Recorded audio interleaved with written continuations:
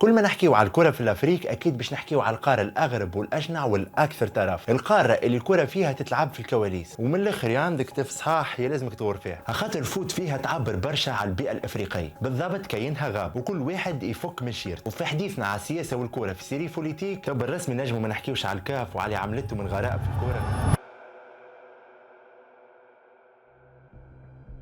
ما نبعدوش لبعيد، عامين تالي تفرجت في فيلم دوك اسمه فيفا انكافرد، والحق الفيلم هذا بدل لي برشا نظرتي للكرة في العالم وخاصة في القارة الافريقية، وين يحكي على الفيفا كيفاش اتحدت مع الكاف وغيرت في خريطة الكرة، وين برشا يراوها تغيرت للاحسن وبرشا يراوها تغيرت للاسوء. وهنا وين نرجعوا لعام 1998 جوزيف بلاتر ترشح لرئاسة الفيفا. في الحملة الانتخابية جوزيف بلاتر ما استعملش برشا الوعود الرياضية، اما لعب برشا على الوتر الحساس وحط حاجة مقابل حاجة، وخم فكرة انه نربح المجموعة باش نربح في شخص، وهنا ركز على قارة افريقيا وقال انه باش يدعمها ويعطيها الفرص وينميها ويوفر البنى التحتيه باش يزيد من الاصوات الافريقيه داخل الفيفا. نحي هذا الكل على شيره، والاهم انه باش ينظم كاس العالم 2010 بريحه الماما افريكا، وبالطبيعه هذا الكل اذا كان الاتحادات الافريقيه لكره القدم تصوت ليه، وبالاخص وقتها رئيسها عيسى حياته محبوب التوانسه الكل. ومن الاخر معظم الافارقه عجبوهم مشاريع جوزيف بلاتر. التحليلات التاريخيه تقول انه دعم الافريقي لبلاتر ما كانش مزايد، وفي الدوك اللي ذكرته الدلائل الكل كانت تدل انه فما مصالح رياضيه وسياسيه مشتركه بين جوزيف بلاتر وعيسى حياته، اللي هذا الاخير في تحت قيادته الكاف في 29 سنه حقق شويه من التطورات، اما زاد اتهموه بالفساد ونزاعات المصالح كما الفتره اللي كانت ما بين 2014 و2017 وين الهيئه الاخلاقيه للفيفا لقيت انه عيسى حياته خالف واجب الولاء، وين وقع اتفاقات تجاريه مع شركه لاغاردير سبور اللي صرح الكاف بطريقه اعتبرت انها مضره للهيئه. وزيد على هذا الكل الكاف تنسبت لها علاقات مش واضحه مع بعض مصالح التصويت على استضافه البطولات، والمصادر تتكلم على رشاوي انتهازيه. المؤسسه اللي من المفروض انها تكون مرارة للشفافية في القارة ولات في واجهة النقد الدولي والداخلي، وفي وقت عيسى حياته الخور كان كبير برش، وكل عام تصير فضيحة تنسيك في القبال شد الفران، ومستحيل باش ننسوا أكبر. وباش نرجع بيكم لكان 2015 اللي نظمته غينيا الاستوائية، وقتها المنتخب التونسي ترشح للدور الثاني ويواجه مستضيف البطولة، وتونس وقتها كانت رابحة 1-0 وعلى بعد خطوة صغيرة باش تمشي لنصف النهائي. اللي صار وقتها انه الحكم الموريشي رشيد رتبرسار صفر ركلة جزاء مثيرة للجدل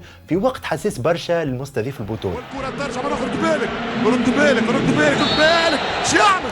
مش ممكن مش ممكن مش ممكن ما هذه الكرة ما هذه الكرة الافريقية مش ممكن مش ممكن مش ممكن مش ممكن يمشي الكرة يشوطها ويعدل النتيجة اكسترا تايم.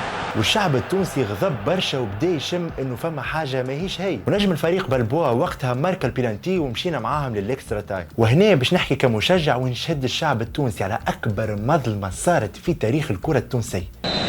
تمشي كرة المنتخب الغيني، التسديدة الهدف الثاني، الهدف الثاني للفريق الغيني الاستوائي، الهدف الثاني لمنتخب غينيا الاستوائية قبل حتى دقيقتين.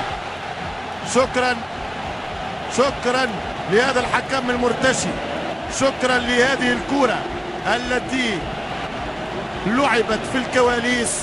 غينيا الاستوائية وصلت للنصف النهائي، وصلوها سمح للنصف النهائي، تونس خرجوها، ولكن الكرة تمشي، الرجال تتلاقى والكرة تدور.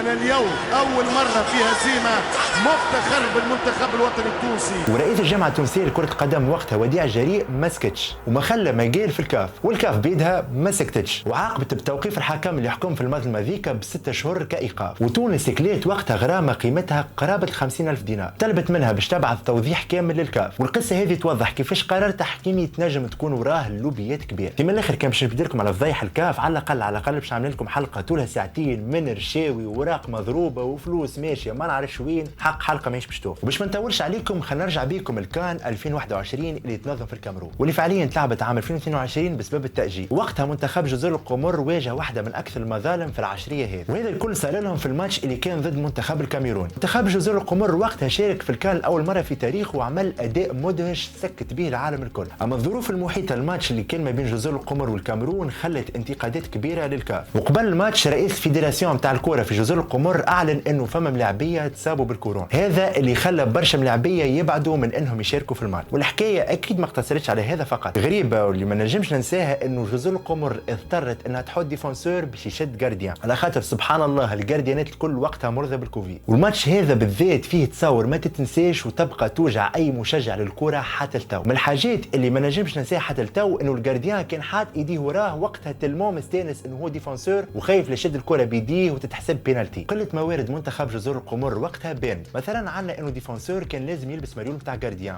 اصلا ما كانوش ينجموا يحطوا الرقم الخاص به، دونك اضطروا ياخذوا الماريول نتاع الجارديان الاصلاني ويحطوا عليه الرقم نتاعو بالسكوتش. اما توضيح صغير، رغم انه التصرف هذاك سب تعاطف العالم الكل، الا انه بكل غرابه الكاف شافت انه هو مخالف للوائح نتاعها. وكما حكايه جزر القمر الانحيازات التحكيميه كانت زاد ضحيتها في رقنا التوانس. نبداو اولا بالترجي الرياضي التونسي اللي واجه النادي الاهلي عام 2018 في نهائي دوري ابطال افريقيا. مباراه الذهاب تلعبت في مصر وقتها وفات بنتيجه 3-1 للمارد الاحمر بعد فضيحه تحكيميه كبيره شهدتها الكره الافريقيه، واللي كان ضحيتها وقتها فريق الترجي الرياضي التونسي، وكان بطلها الحكم الجزائري مهدي عبيد شارف. والقاره الافريقيه كلها وقتها تعاطفت مع الترجي اللي شافته في دور المظلوم. واللي صار وقتها في مباراه العوده الترجي لقن النادي الاهلي درس يبقى للتاريخ ويعمل ريمونتادا تاريخيه ب3-0 كان وقتها نجمها سعد بغيل. هي خنيسي خطيره والكره سعد بغيل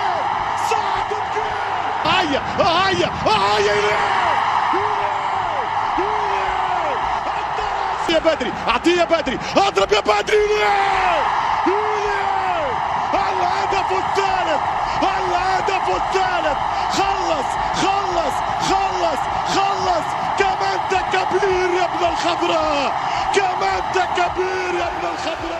ومشكلة الترجي حتى النادي الرياضي الصفاقسي صارت له مظلمة ضد نفس النادي عام 2006 وين تظلم بوضوح، وبالاخص بعد ما تغافل على بعض الاخطاء وحسب هدف ابو تريكة القاتل في الدقيقة 92. احمد متعب مرتدة تصويب وجول جول الهدف الاول للنادي الاهلي. وعلى فكره الهدف هذا كانت فما مخالفه واضحه قبل وحرم النادي الرياضي الصفاقسي من تتويج تاريخي كان يستحقه في راس، والامثله مازالت متواصله. اما كمثال اخير خلينا نجبدوا الترجي الرياضي التونسي ضد تيبي مازيمبي والمظلمه التحكيميه اللي صارت عام 2010 في الكونغو، ونوفي ماتش الذهاب بنتيجه 5-0 لتيبي مازيمبي ضد الترجي الرياضي التونسي بطريقه غريبه تخليك تشك في نزاهه الكاف وتزيد القناعه وقتها انه التنظيم كان يخدم مصالح معين اكثر من مبدا العداله الرياضيه. ومن اهمها وقت الرئيس عيسى حياته ولا حتى اللي بعده الدوبل الاحمر. العقليه راهي كانت واحده والارقام عمرها ما تكفي، وان كانت كل مره تطلع ملفات مشبوهه وتحويلات غريبه وبرشا فلوس لتولع عندها حتى تراسابيليتي، والزوز في شخصهم تعرضوا لبرشا غرامات منهم الدوبل الاحمر وصل توقف في عام 2019. من الاخر الكره في الافريق والتنظيم بحر كبير ويستحق سيري كامله مش كان حلقه واحده، على خاطر الكوارث راهي ديما متجدده من غير حتى حل. اما السؤال هنا باش يبقى متكرر، الكره في الافريق وقتاش باش تنحى منها المحسوبيه وقتاش باش تنحى منها الظلم؟